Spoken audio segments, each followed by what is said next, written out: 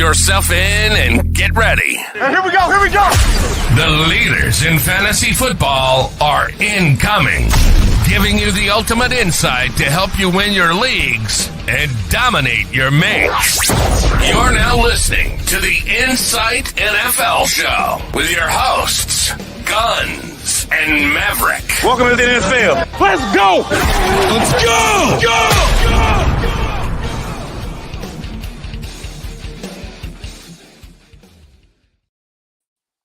G'day guys, and welcome to another episode of the Insight NFL Show. I'm your host Maverick, and as always, got the Guns. How you going, mate?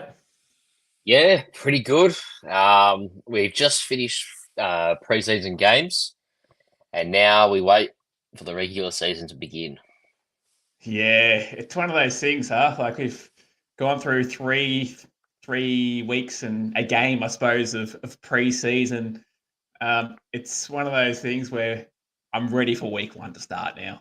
I've seen enough preseason. I've seen enough of these 1 drives, 2 drives of starters playing. I just want to see a full roster play for a full game and see some fantasy scores hit the board. Oh, yeah. I just want the feeling of, Anthony Richardson, 2 rushing touchdowns, 3 touchdown passes. Week one, setting the world on light and fulfilling what I've been calling for the last 2 months. You don't make me very happy. If you week one, yeah. No. In week one of our League of Insight, if I come out and beat you week one, I think that episode is going to be a ripping one for me. I don't know if you'll show up, but yeah, you might be on sick leave or something like that. We'll see what the bosses say, but I'm looking forward to it, mate. If I lose, you'll hear from me. I'll be still talking some shit about my good squad, but I don't know. If I beat you, who knows? Oh, I've got the cowboy hat ready to go for every Cowboys loss this season. It's going to be a issue for them. Yeah. Well, should we hit the news? Yeah. I think we should. What's our first topic of the evening? Well, I thought the first one is probably the most notable for me, and that is Jamar Chase has come back to training camp. He did return early on, like very, very early in training camp early on, but now he's back again. Just participated in individual drills today, but it's good news, isn't it? It's good for him to be back for Bengals fans and for fantasy managers themselves. Look, I don't think he was ever really going to hold out of games, and that's evident because he's back training. I think he's still got so much time left on his deal that he's in no position to push the Bengals to the point where he can hold out. Like, it's unnecessary to do that at this point. So I'm trying to target Jamar Chase when I can, and I hope he doesn't sign a contract, and I hope he plays out the year. Because he's going to be one of those players that has a chip on his shoulder, looking to get paid in next offseason, but demanding top wide receiver dollar. It's a risk because he might just turn around and say, hey, fuck you guys, I'm sitting for the whole year until you pay me. But also that doesn't make sense for his rep as well. So, you can't always just do a Le'Veon Bell, get paid and come out and dominate. So I don't think that works anymore. But yeah, I'm trying to target him whenever I can personally in my leagues. Yeah, fair enough. I think, what's his price? He's probably the 5th overall pick in a non-Superflex 1 QB league. I have no problems taking him at all. There's no question marks around him. Quarterback plays elite. He's elite. Clear wide receiver 1 despite the talent that's on their roster. Yeah, play on for me. I've got a question for you, actually. Who's the bigger risk in the first round? Is it CeeDee Lamb or is it Jamar Chase? Justin Jefferson. Justin Jefferson, you've gone not even to the question. That is interesting. Yeah, it's Sam Darnold, for goodness sake. I don't understand how you can get 1,500 yards out of Jefferson, get close to 1,000 out of Jordan Addison, or get over 1,000 probably out of Jordan Addison pending suspension, And if Hawkinson's back early, get 700, 800 out of him. I don't think you can have Sam Darnold get to 3,500 passing yards in a 17-game season. I just don't think it's physically possible. So something's got to give. And I kind of expect it to be Jefferson falls back to 1,200 yards, which is, still very good. But it's not a first-round capital. Any concerns about CD?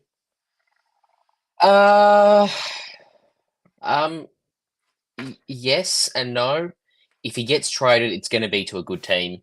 No bad team is trading valuable draft capital for CD Lamb because they'll be giving up so much of it in the middle of a rebuild. So I figure he has to go to a good team. If he doesn't play, I think that's highly unlikely as well because the Cowboys will just I don't know where they'd be if they didn't have him on the field or an appropriate amount of compensation for him. Yeah. Now, to other news that we had during the week, well, even over the weekend, should I say, was Johan Dotson got traded from the Washington Commanders. Now, this is big, big news for scary Terry owners, Terry McLaurin.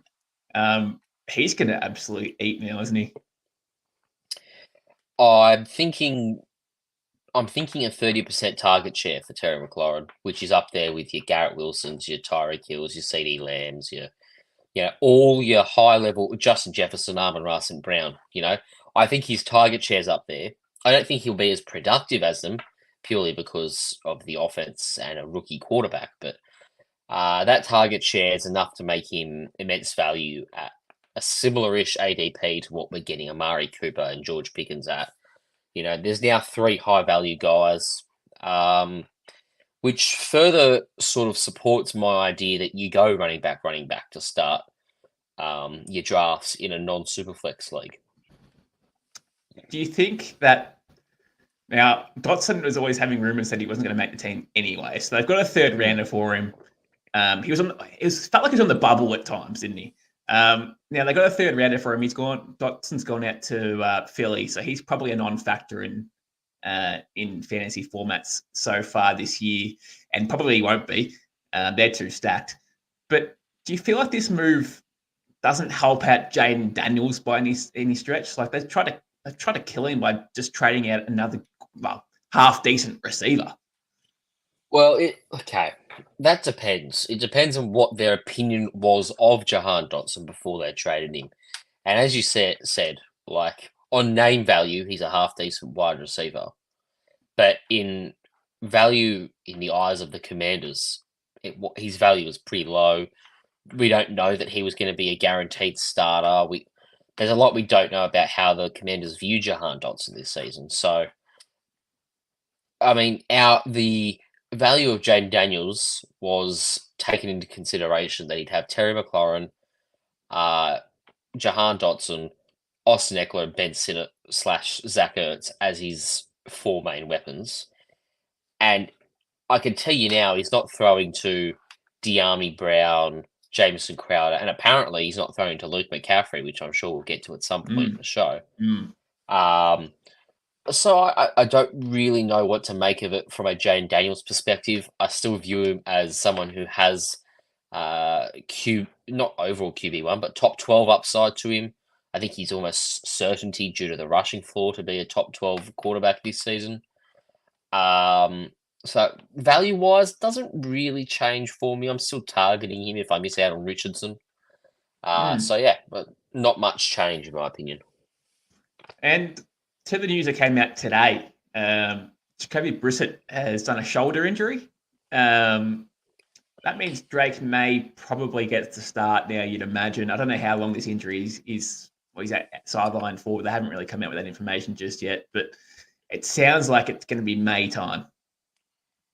Yeah, I think it will be because you're not going to play a quarterback that's half injured just to preserve your rookie for a little bit. Like Drake May's a 3rd overall pick. We've seen enough to suggest that he's ready to start at this level.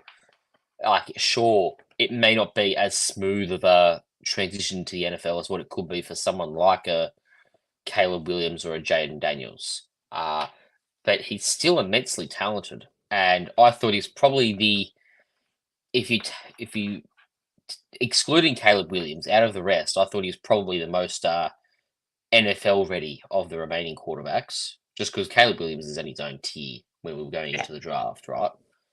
I thought there was a real chance that the Commanders would go with Drake May at number 2, just because he's safe, reliable, probably the most ready for the NFL, as I said, going into the draft. I think Jaden Daniels is going to pan out well and truly. There'd just be moments where he looks a bit raw, I reckon. Yeah, I don't disagree with that. Maybe they might even go down the path if they don't think Drake May is ready. They might go down the path of Joe Milton, another rookie, and just try and preserve Drake May. But yeah, we'll go through Drake May a bit later on, but he did look very good today in those little bit of time that he played. So, in fact, he looked very good. So I do imagine they'd go Drake May. Any other news out there that you wanted to mention at all? Not off the top of my head. I may as well quickly touch on it. Luke McCaffrey. I think reports came out 23 hours ago that he might be viewed as the wide receiver 2 in the offense. Well, we heard earlier this morning he's now viewed as the wide receiver 4. So, conflicting reports regarding Luke McCaffrey. I understand Jahan Dotson's just been traded, but I'd still be very bullish on Luke McCaffrey. And I suppose that's a neat segue into a quick sidebar. Every now and then, I do a lot of fantasy drafts, as you know, and I'm in a dynasty rookie draft right now. So we're going to make a pick live because that's always fun. So I'm in the 3rd round. I've taken Jaden Daniels and Trey Benson so far. I had the 103. Teams shambles, but it's an IDP league as well, so I can pick defensive rookies. So in my opinion, these are the best 5. Well, yeah, these are the best 5 guys I've got available to me. I've got Xavier Legette, Dallas Turner, Troy Franklin, Jatavian Sanders, and Roman Wilson. Which one of those 5 do you reckon you would be drafting? Legette? Yeah. Yeah, I'm sort of leaning that way as well. You know, even if it's just a vibes-based selection, because my team's name is Legette It Started with a badly photoshopped photo of Xavier Legette onto will.i.am's face. So, all right, we'll go Xavier Legette. There you go. Back to the show. Sorry. Well, let's start getting into the games for week 3 of the pre-season, and finally this thing's over. But brought to you by the Standard Squeeze. We'll start off with the Bengals and the Colts, which was on Friday our time, and we saw the Colts win 27-14. And let's start with the Colts, shall we? Anthony Richardson, 8 of 14, 86 yards, 1 touchdown, 1 pick 6, and 1 fumble, which he recovered himself. Not a bad first drive, but a horrendous second drive, let's be honest. Well, look, I think my opinion of this whole game is summarised by this one comment here from Matrix. Hey guys, long time listener, first time commenter. What do you think about Kurt Benkert in dynasty drafts? Well, put it this way, Matrix, you'd be better off in the NFL than he would be. You have more yards than him in the NFL. You have less interceptions. You haven't dedicated 10 years of your life and just thrown it down the drain to lose a yard, right? So you're doing pretty well for yourself. Meanwhile, Kurt Benkert's saying, I'm out on Anthony Richardson after 1 bad throw, which was actually on the tight end who didn't do the route correctly. So, in my opinion, Anthony Richardson's still perfect. He was amazing, immense, legendary, MVP. There you go. Oof, that's out there. Now, we saw pretty much their whole starters play, which was good to see. Jonathan Taylor played, a drive, 4 carries for 15 yards. Good to see him out there getting some reps. Pittman, 1 for 12. A.D. Mitchell got that touchdown, 2 receptions for 18 yards. It's going to be a bloody good offense, though, isn't it? It will be. It very well will be. You've got 3 started receivers. You've got Michael Pittman, you've got A.D. Mitchell, Josh Downs. There's even Alec Pierce, who's a starting NFL wide receiver, who's not going to be starting. I Yeah. reckon he will be traded at some point this season. And of course you have Jonathan Taylor. So it's a very high-powered offense. And as Ben has said, Richardson only ran once for 3 yards. They're not showing all the cards. Well, like And this. to be fair, you just don't want him getting injured in a preseason game if that's the case, right? Like just pass the ball, protect yourself for the season, and then get those legs busy when the season starts. That's exactly right. And I think I'm not really concerned by the lack of rushing this preseason. I think it'll come back and it'll be what it was last year. And as long as he doesn't drive the shoulder into the defenders, he'll be sweet. Yeah, exactly. That's his biggest downfall from last year. So just hopefully he's learned now to just protect himself and slide. Yeah. Now on the Bengals side, there was nothing really of note here. We had Logan Woodside that was playing at QB. The only one of real note, I guess, was Travion Williams. Is he going to be the RB2? Maybe. Who knows? Or Chase Brown. Yeah, Trace Brown, Ross. obviously. So, look, Travion's probably the number 3, let's be honest. But Jermaine Burton was probably the one that was outstanding, 4 receptions for 56 yards and a touchdown. He's probably cemented himself as the wide receiver 3 in this team when they're fully healthy. And that's fine. He's only a rookie. He'll learn. He's got some very good weapons next to him, and he might even have some glimpses of some going forward from next year because T. Higgins might not be there next year. Yeah, well, you've got T. Higgins and Jamar Chase, who both have contract issues.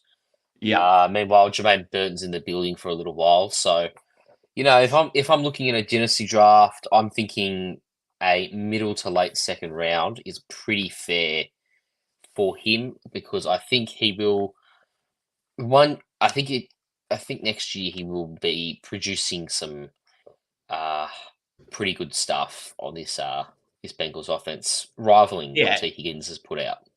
Depending on how he goes this year, he very well could be the wide receiver 2 there next year. And if you draft him in your third round, end of the third round in your dynasty leagues, then that's an absolute steal in my opinion. You're not going to get much better value at that point, in my opinion. So, that's pretty good.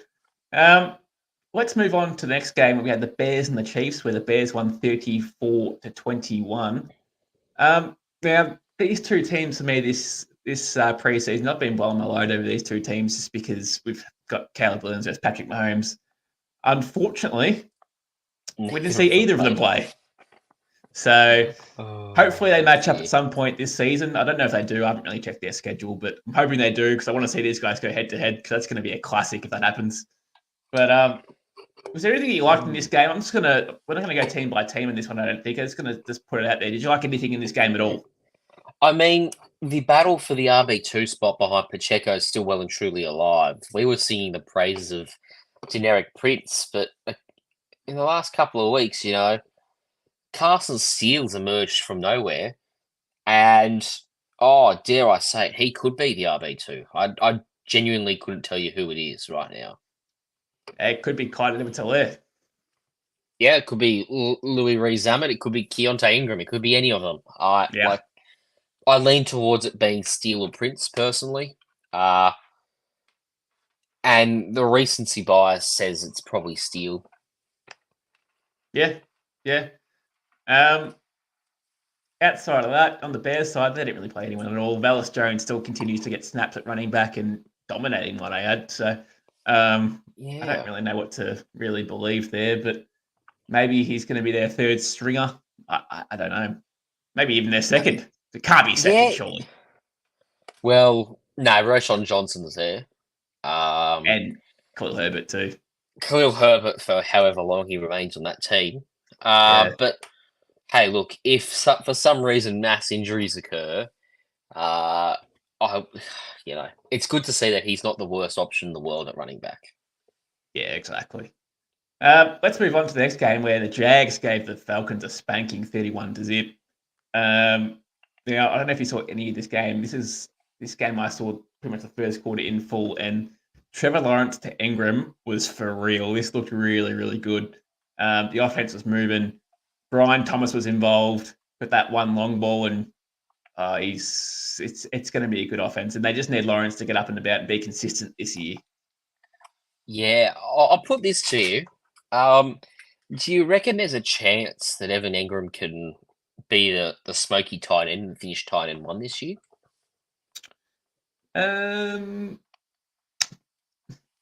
Probably not. I don't. Well, yeah, probably not. I don't think so. Now, in saying that, if you're playing in tight end premium leagues, this guy just loves getting receptions, so he just eats them. So, Yep. If you're playing a tight end premium league, maybe, but I don't think he will be. I think he'll probably be a locker top 5, but I think they've got too many weapons out there to be consistent to be tight end 1. So his value right now is tight end 7, tight end 8, right? I think if you're following a similar draft strategy to myself, you'll end up finding yourself with a lot of shares in guys like Evan Engram, Jake Ferguson, David Njoku, who all have some sneaky top 5 upside. Of the 3, I'm really starting to like Engram the most, despite being on Njoku for most of the offseason. Yeah, that's fair, mate. I think, I think if you're getting him at like tight end 7, 8, something around there, it's great value because I actually do think he'd be a top 5 lock. I'm pretty confident by saying that. So, if you're getting him to tight end 7, 8, something around there, it's a steal. So, I think that's a great call. Yeah, and obviously, Brian Thomas Jr., I don't know how many snaps he played, but he wouldn't have played much. And No. obviously, he's going to have his games, right, this year. Yeah.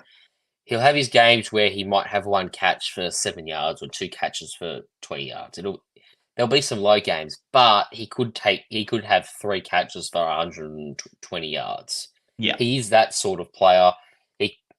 I think as they go into the season, you'll see the Jaguars use Brian Thomas in multiple different ways, and I think you'll start to see his receptions climb as we go into the season.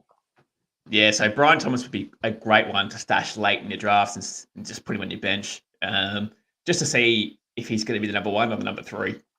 Because if he's the number 1, that's just juicy. Travis Etienne's another one that has really stumped me, to be honest. I think he's going a bit later in drafts than where he should be. He's like the running back, 8, 9, something around there, 7 to 9, somewhere around there, depending on how you want to draft. But he finishes the running back 3 last year, and the offense is going to be good, and they're going to lean on him to use him even more, I reckon.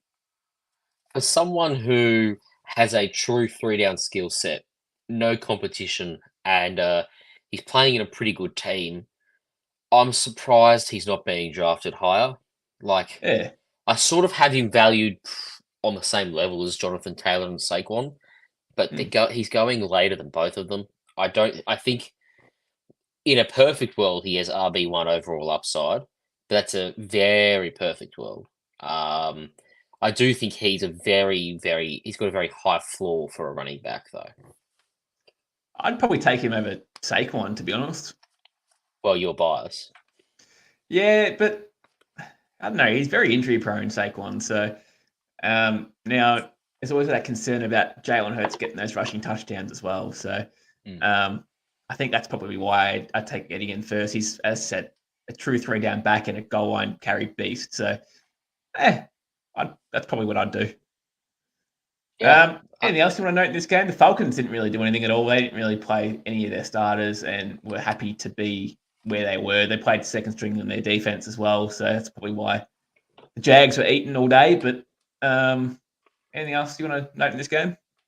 I'm happy to move to the next game, which is the Buccaneers and the Dolphins, which was a 24-14 win for the Bucs. Neither team played much of their starters. I think we saw a couple of snaps from the Buccaneers starters. Baker Mayfield completed 3 of 3 for 54 yards. We see Rashad White, 4 carries, 16 yards and a touchdown, as well as 1 catch for 17 yards. Jalen McMillan also recently cemented himself as the wide receiver 3 on this team. 1 catch for 28 yards. And then Chris Godwin, 1 catch, 9 yards. For the Bucks, I liked what I saw. I think they only played the first drive from memory. The starters. Even Mike Evans played. Yeah. Did he? No, he didn't contribute to the stat sheet. No. But not concerned by that. No. That's nothing to be worried about. I think Bucky Evans going to make the roster, mate. Well, he should. Like, they did invest some decent capital into him from my memory, so I hope that they do actually pick him. They use a 4th round pick on him, so. Oh, yeah, he'll definitely make the roster. But he looked really good. Like, he's crafty, shifty. He sort of breaks tackles. I like him. Change of pace running back. He might be all right for him. I think particularly if you're worried, because Rashad White, whilst his stats that he put out last year were pretty good for fantasy, I have doubts over his elusiveness and pace as a running back. He's a bit of a plotter, but so I guess if that continues and he's not quite having as successful season in the passing down work, they might look towards Bucky Irving. In saying that, statistically, Rashad White's still going to have a lot of pass catches. He's still going to be the 3-down guy early, so I'm not concerned about drafting Rashad White. On the Dolphins end, we keep mentioning this kid, but he can play. Jalen Wright. I think at some point he's going to be getting or demanding some snaps. 7 of 36 on the ground and 4 for 41 in the air. So what's that? About 70, 80 odd scrimmage yards. Man, this guy's quick. He is very good. Assuming they move off Raheem Mostert after this season, a backfield of Jalen Wright and Devon A-Chain, that's the scariest duo backfield for me. With the amount of pace they have, the elusiveness, Mike McDaniel won't be afraid to line both of them up on the field at the same time. It could be absolute pandemonium for opposition defenses. I'll just point out that Jalen Wright, 11.7 fantasy points. And his competition was Jeff Wilson Jr., who had 4 carries for -1 yard. So I'm going to go out on a limb and say that Jalen Wright is definitely the RB3. Yep. Easily. And I think I'll push for RB2 over the course of the year for sure. Let's move on to the next game. It was a tie. Our first tie of the year, 24 each. Vegas and the Niners. There wasn't a lot here that I liked on the Vegas end at all. They didn't really play anyone. But on the Niners end, they did play Purdy. He looked okay. Had that pick, but for the most part looked okay. Yeah. It was okay. It was okay. He wasn't real. Like, he threw a few passes to George Kittle, 3 for 34. Deebo Samuel, 2 for 32. Outside of that, I mean, we had a touchdown for Jacob Cowing, who he's really shooting up in the wide receiver depth chart at the 49ers. It would be such a 49ers thing for Jacob Cowing to be the really good wide receiver and Ricky Pearson to be the bus. Yeah. I know. It'd make me sick, wouldn't it? Yeah, it would. I mean, for starters, like, I was very shocked when they drafted Ricky Pearson in the first round. But, yeah. Anyway, I saw a post that revisited the Trey Lance trade today. And it's something like the 49ers gave up the opportunity to get Bradley Chubb, Tyreek Hill, and Jalen Waddle, and they went for Trey Lance. That's what Miami turned the picks into. Yeah. That's Yeah. disgusting. Yep. I know. And that's unproven QB in college, might I add. What hope did he have in the NFL? We'll get to him a bit later on. Yeah. um, now, still no news on the Ayuk. We don't know what is going on. I haven't heard anything since the last time they went live with him and said that they are negotiating a contract. This is going to be probably the most frustrating news of the offseason. What's happening? Is he going? Is he staying? Do we draft him? Do we not draft him? It's hard. I'm of the opinion that you let someone else take the risk. I don't think, even if he starts the season on the 49ers roster, I don't know if he finishes the season on the 49ers roster. Yeah, I'm not too crash hot on Brandon Ayuk. I've been taking Ricky Pearsall more than I probably should have in the late rounds because there's a fair bit of upside to him if Brandon Ayuk does leave because they're unlikely to get player compensation. Well, I had a draft on the weekend, and Debo was drafted before Ayuk. Probably fair. So it's an interesting one. You could be a genius though if you take Ayuk in like the 5th round and he comes and stays at the Niners and dominates. He could be like a 3rd round sort of talent. It's I don't know. They got a lot there though too at the same time, don't they? They got McCaffrey and Kittle and Debo. Like, there's still a lot of mouths to feed there. So in that same league, I drafted Purdy, so I don't really care what happens because Purdy's going to eat. I reckon he's got a lot of options, and he's just going to be a serviceable QB. Yeah, I mean, how can you not eat in that offense, right? Like you could put apparently Raiders quarterback Nathan Peterman in that offense, and he'd still produce something decent. No, that guy stinks. Yeah, no, he's the lowest rated player in Madden. I'm pretty sure. Yeah. 49 or 48. Oh man. Yeah, rightfully so too. Let's move on to the next game. It was the Vikings versus the Eagles, where the Vikings won 26-3. Nothing here I liked in this game at all. They all pretty much played their backups. Anything of note that you wanted to put in this one? Oh, absolutely not. No. Miles Gaskin's probably making a case for the roster again. 13 carries, 61 yards. It's probably the only fantasy or half fantasy relevant news. Yeah.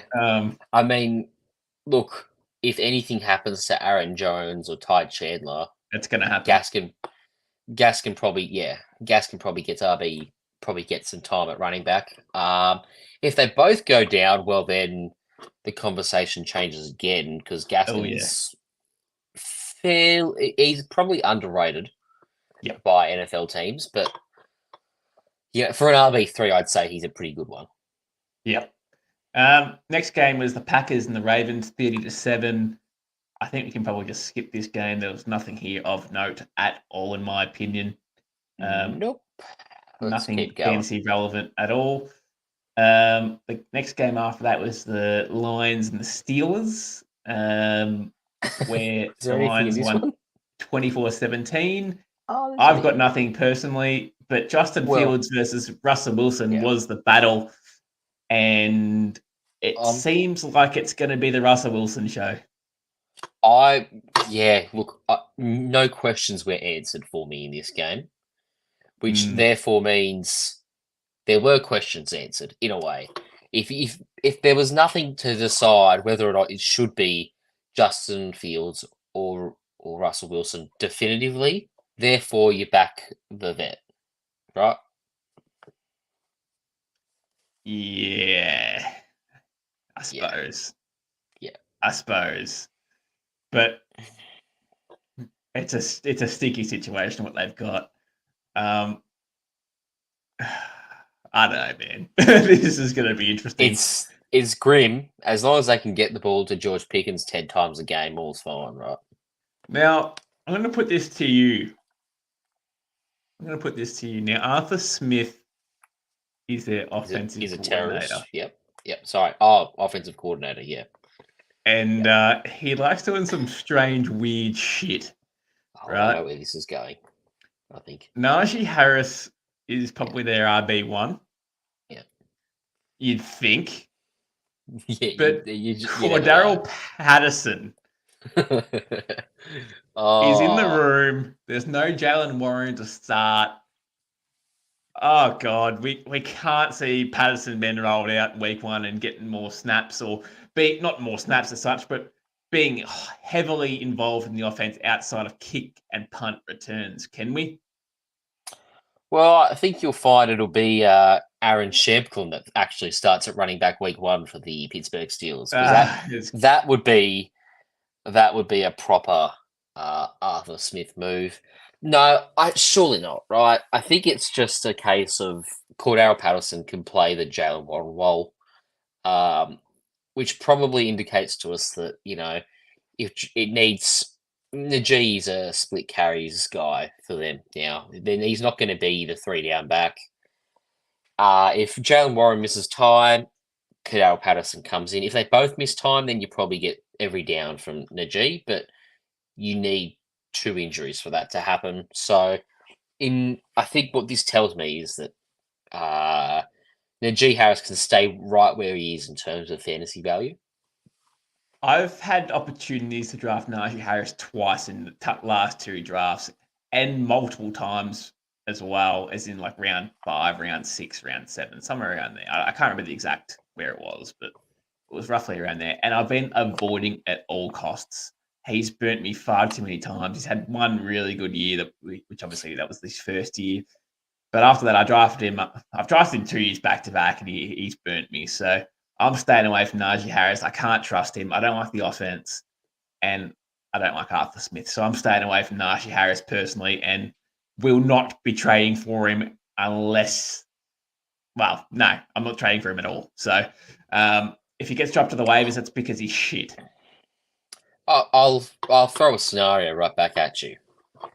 If he finds his way onto the Dallas Cowboys at any point this season, where, let's be honest, he's probably far and away the RB1 on that team. He would, yeah. Then I'm trading for him. Yeah, I'd probably look at that because that's more of a team change, and they'd use him in different schemes, in my opinion. So, and it's going to be a better offense. They'll move the ball better with a better O-line. Yeah, they will. Yeah. So probably, but yuck at the Steelers. No, thank you. Now we'll move on to the next game. That was the Texans and the Rams, where the Texans won 17-15. There wasn't a hell of a lot I liked in this game either, but Cam Akers is definitely making the roster. This guy is starting to really make some noise, in my opinion. He's flying. He's had a really good preseason. Back in another good game, 7 carries, 53 yards. He's probably their RB2. Yeah, I was about to say, I tell you who's not making the roster, Damian Pierce. He didn't even get shown in this game. Yeah, I don't know if he was injured. I don't know if he was either, but regardless, if he's a healthy scratch in a preseason game for a guy who's pretty much on the bubble, let's be honest, he's on a guaranteed lock for the team. He could be done. So yeah. Cam Akers, I don't mind the value of Cam Akers. Like he'd be one to watch on the waivers. Obviously, he probably won't get drafted, but I'm not sold on Joe Mixon. No, I'm really not sold. Hasn't played at all in the preseason. It's a new team, so it's going to be a pass-heavy offense as well, I reckon. So I'm not sold on Joe Mixon, so I'm probably avoiding him wherever I can, unless I get him at a good value pick. But Cam Akers is one to watch just in case he does decide to outplay Mixon. Yeah, and whilst I don't think that happens, one to watch. In the event that Mixon gets injured, right? Are we looking at a 3-down guy in Cam Akers? Yeah. Because there's no one really in that running back room there that actually showed anything of note this preseason. It's been the Cam Akers show. And outside of injury, yeah, Cam Akers has been a good running back. Now, he has been. So I don't know. It's one to watch. Yeah. It's just those two Achilles tears were. Well, I thought they would have finished him up already by now. Yeah, it's crazy that he's still going around, huh? Yeah. Other than that, not much to really mention in that. John Mechie's still going around. He's probably going to make the roster just. It's a stacked offensive wide receiver room there, so he probably makes the team just. On the Rams side of things, there was nothing there at all. Well, They you can play your man, Stetson Bennett. dog. You know what that They- means? He's locked in as QB2. They've kept him. They like Stetson Yep. Bennett. They also liked Jordan Whittington. They rested him. That's how much they like him. They rested him. So that tells me Yes. that he's their starter at wide receiver 3, I reckon. I don't agree. I don't think he is. I think it's But- either between Tutu Atwell and Demarcus Robinson. Then how come he didn't play this game and was actually rested? Yeah, I'm not sure. I think he makes the roster still. I don't Well think and he's the number truly. 3 though. Oh, well, I suppose we'll find out soon enough. Now, this game, we had the Panthers and the Bills. The Panthers won 31-26. We finally got to saw a bit of Bryce Young. Finally. 6 of 8 for 70 yards and a touchdown. Pretty damn good.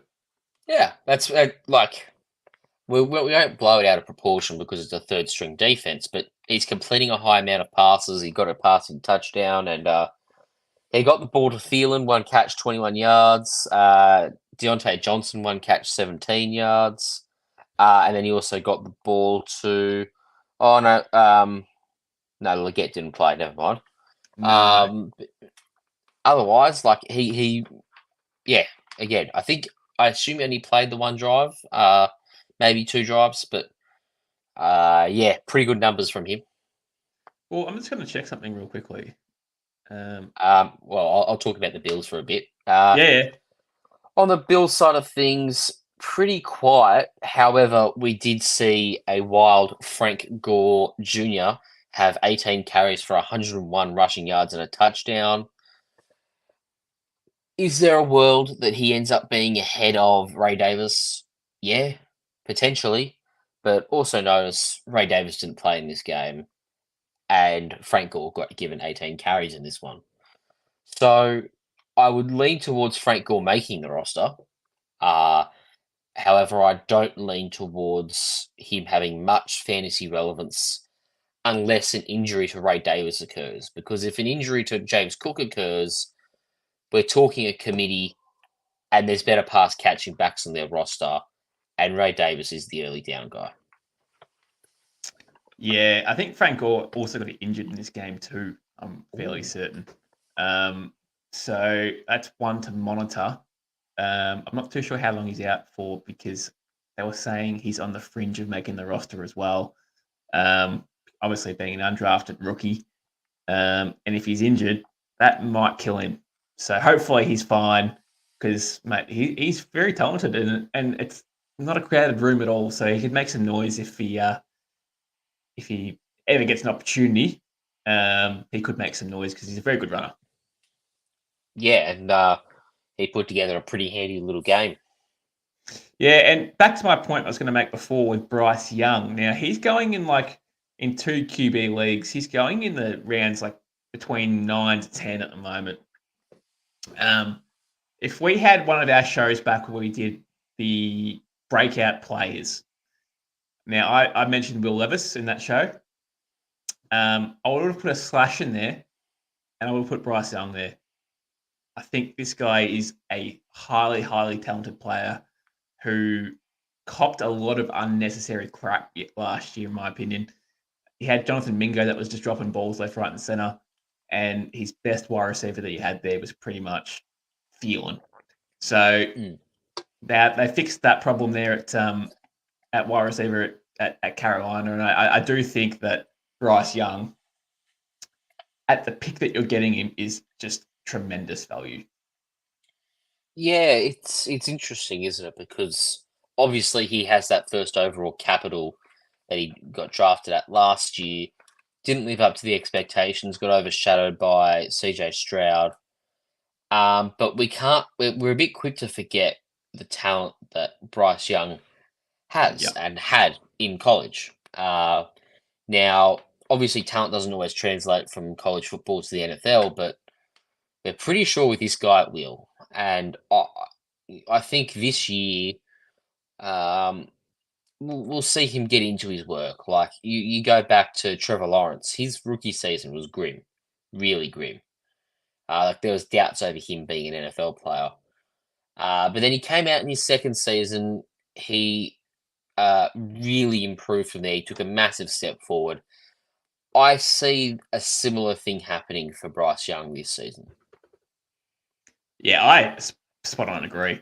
Now, I haven't been able to secure him in any leagues just yet. I've sort of just let him go, hoping that he'd fall to where I want him to fall, and it hasn't really worked out for me. And I've been bummed, to be honest. But yeah, mate, honestly, as your third QB, maybe even second QB, it's just, I think it's great value. Very good value. Let's move on to the next game, where it was the Chargers and Cowboys. Chargers and Cowboys. Do you mind if I take the lead on this one? Yeah, go on. 33 of 49. So they made the Cowboys in their infinite wisdom made a rushing quarterback attempt 50 passes in a preseason game. That's a good start. Sure, you pass enough, you'll get to 300 passing yards, but one touchdown, 5 picks is 5 picks is that's you can cut him, I reckon. No, I don't think so. Yeah, you're right. And tell you what you should do, play him at running back because he can do that all right. 11 carries, 90 yards and a touchdown. Imagine him and Dak Prescott lining up in the backfield. Oof, that wouldn't be great, to be honest. But no, you just have twice as many interceptions. It was interesting. Like, Trey Lance made some fucking dog plays, man. Like, some really dog plays. Like, that rushing touchdown that he had was just extremely well played. And then his passing attempts that sometimes were like, oh, what are you doing, man? What are you doing? Like, forcing it. I can't defend 5 interceptions. I seriously can't defend 5 interceptions. And especially the game winner or game tire as such through a pick. Interesting. This is a guy. Yeah. It's a guy that hasn't really seen many reps in the league, right? He's playing the whole preseason just to get reps. Now, if there was an injury to come up, I reckon the teams would be calling the Cowboys about Trey Lance. Yeah. Yep. I will say this though. The Cowboys probably want to hold on to him because you got Dak, who thinks he's worth $60 million a season next year. So that's the other point to it as well. Now, he's the insurance just in case Dak goes, but we don't even know if Trey Lance is any good. That's probably more the starting point. Because if Dak goes, then this team is probably going to start rebuilding. So yeah, it's one of those things. Look, he's probably not even going to be the backup next year. I think he's going to be this year. Sorry, he's going to be like the third string QB, and I sort of hate that if I'm being honest. Cooper Rush, like, as he knows the offense, he's been there for ages, but I don't know. Why wouldn't you play Trey Lance as a QB too? Well, so I'm not sure why. I can't answer that question. But I did hear a stat that Trey Lance has attempted something like 500-ish passes since middle school. So he's gone through high school where he only did like 90-odd passes. Then you look at the college football where he attempted maybe 400 passes off memory. And then in the NFL before this game, I don't think they include preseason games into this, but he attempted around 60 or 70 passes. So we're talking such little exposure for a third overall pick back in 2021. That quarterback class went from probably one of the most talented college football quarterback classes of all time to being probably the biggest bust quarterback class in history, or in the recent memory, I should say, rather. Yeah, it's interesting. Deuce Vaughn, 9 carries for 53 yards. I think he's going to make the roster. I think he will too. I think he's RB3. there's no need to have Royce Freeman on the roster when you've got Deuce No. Vaughan, Zeke, and Rico Dowdle. Like they're not amazing names, but they're still a tier or two above Royce Freeman. Other than that, there was nothing else there for the Cowboys, and realistically, there was probably nothing there for the run heavy Chargers as well. Who, well, should I say, will be run heavy Chargers when the season starts with Gus Edwards and J.K. Dobbins and crew. Yeah. What's the go with Herbert? They reckon he's fine to go at the moment. Yeah, there's I no think I've concerns seen of him him. missing week one. No concerns of that. I think I've seen a couple of training videos of him, unless it's some other white boy quarterback. Otherwise, yeah, I think we're all good on that regard. Yeah, no, that's good news for him. Let's move on to the next game. It was the Jets and Giants. There was nothing here that I really liked outside of your man, Israel. I'm going to try and pronounce his name. Abanikanda. Yes, Badakanda. Who's really trying to make an RB2 roll out of himself. 9 carries for 83 yards and a touchdown. That's a really good game. Yeah, it is. He also only one catch on the in the passing game, but no, I think he'll keep a spot on the roster. You've got Isaiah Davis, Braylon Allen, Brees Hall, and Izzy Abakanda. Is that his name? Abanikanda. There we go. I think you're fine. I think most NFL teams carry 4 running backs on their roster, so I imagine he's on the roster. I will note I've got a few fantasy teams where my team name is Abanikanda forever instead of course, Wakanda forever. Happy with it. Happy with it. Let's move on to the next game. Your boys, the Seahawks, have got up 37-33 over the Browns. And I did like what I saw between Geno and DK Metcalf. Mid-season form. Yeah, so that the offensive coordinator, Ryan Grubb, who was the Washington Huskies offensive coordinator. So he coordinated Michael Penix to Roma Dunze to Jalen Polk to Jalen McMillan. He made all of them into starting NFL wide receivers as rookies just by showcasing them in that offense. He made Michael Penix into the 8th overall pick, of course, as well. The greatest backup of all time. But he's working his magic here already. Like Geno's got a nice pass on him. He just needs time in the pocket, and he's getting time in the pocket in his preseason game. And I'm a lot higher on DK now than what I was 2 or 3 weeks ago. I've been seeing a lot of stuff on Twitter as well. I mean, Twitter's a bit of a hole for information because everyone just posts about everything. But I've seen very consistently that everyone reckons that Smith and Jigba might break out this year. Do you see that? Yeah, sure. But you got to remember, DK is still the clear-cut wide receiver one. Absolutely. Absolutely. Yeah. There's no question about that. I'm more talking, obviously, he's probably going to be fantasy relevant, Smith and Jigba, but yeah. Can Geno Smith really support 2 solid wide receivers? And, could you start these guys week in, week out? That's probably the question mark for me. I don't think you can start JSN and Lockett week in, week out. For 2 guys who I think will actually have pretty similar target shares, I don't think either of them are consistently going to get high amounts of targets. I think it'll fluctuate a little bit. Whereas DK, I could see getting close to 150 targets over the course of the season. He is that clearly the alpha guy, and he's finally in an offensive scheme that will lean towards the pass. And I think that'll do him a world of good. On the Brown side of things, there wasn't a lot here that I liked, but I'm going to mention one guy that is just one to just keep an eye on because I'm not really too sold on Elijah Moore and Jerry Jeudy. I'll be honest with you, I'm not huge on them until I actually see it. But Jamari Thrash, they drafted him in the draft this year. 4 catches for 73 yards and a touchdown. He's one to watch. Now, as I said, not sold on the other 2 options they've got. Obviously, they've got Amari Cooper. But if this guy continues to make plays when the season starts, I think he'll keep rolling up the depth chart quicker and quicker. Yeah. Well, so he probably sits at wide receiver 4 right now, would you say, At or the wide moment, receiver yes. Yeah. 5? You've got what? Cedric Tillman, Jerry Judy, and who's the other guy? Elijah Moore. Elijah Moore. Yeah. So they're not superstars that you've got in front of him, right? So yeah, there's definitely a world where he does become the wide receiver 3 or the wide receiver 2 even.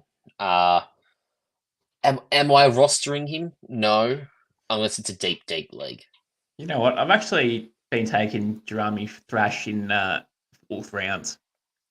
In Rookie a lot drafts. of rookie drafts, yeah. Yeah. My theory behind it being that obviously when you're drafting in the 4th round, you don't really think you're going to get immediate production out of these guys, right? You're just not.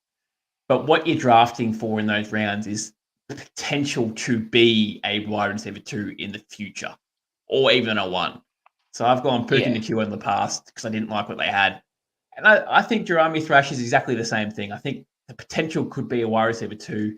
It may not be this year. It may be this year, but that's his potential, and that's maybe his long-term goal for mine. So it's just one to watch.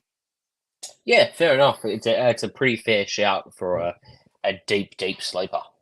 Yeah. Let's move on to the next game. It was Saints and Titans, where the Titans won 30-27. I'm going to start with the Titans, man. Will Levis 7 for 8 for 118 yards. Didn't have D-Hop, but he had Ridley playing. I'm going to really like this offense when D-Hop comes back in. I think this is going to be a true breakout year for Will Levis. Loves to throw it, not scared of throwing it deep. And I think Calvin Ridley and D-Hop are going to eat when they, when D-Hop's back anyway. I agree with that shout. I think there's going to be some good opportunity for at least one of these guys to have a very fantasy relevant season. I will note on the running back side of things, first 10 snaps of the game with the first team, all 10 snaps went to Tony Pollard. 0 game time for Ty Spears with the full first team. To me, that says maybe it's not as split of a backfield as what we first thought it could be. Yeah. I still think it's going to be a committee. I'm really confident that it's going to be a committee. But if you're going to draft someone first, it has to be Tony Pollard. I think you'll get the goal line carries, and I think you'll get the first downs. I think Tajay Spears will get more of your third down, maybe even. Well, they can both do it, can't they? So it's a bit of a hard one. They're both good pass catchers, so it's a bit of a hard one. But yeah, the first person I would draft would be Tony Pollard for sure. But it's still going to be split backfield, in my opinion. Yeah, fair enough. Outside of that, in this game, there was certainly nothing on the Saints side. I don't think. No, there wasn't. There wasn't at all. Derek Carr didn't play. Olave didn't play. So they're done for pre-season. Kamara hasn't seen any action at all, has he? I think he played week 1. Okay, well that's fine. But yeah, outside of that, whatever. We'll move on to today's games, which was the Broncos and the Cardinals, where the Broncos won 38-12. Nothing here that I really liked on the Broncos side of things. Zach Wilson actually looked really good, believe it or not. That's the first time he can ever say that in his career. And we did see a Troy Franklin play. Yeah, that's not a. I don't know if it's. I don't think that's a good thing. No, playing week 3, he didn't play much. He had 1 carry 9 yards, 1 catch 21 yards. So not super involved. But there's no projected starters in that game. And if Troy Franklin's playing in that game, probably means he's not a projected starter either. you wouldn't think so. which would make it Cortland's son, Josh Reynolds and Tim Patrick, who I've rostered everywhere. I remember that. Yep. Yeah, so I've drafted Troy Franklin in a few leagues in the last round just to see what he could be, and I'll be honest, he's probably about to get delisted. So I'm not really too confident about that.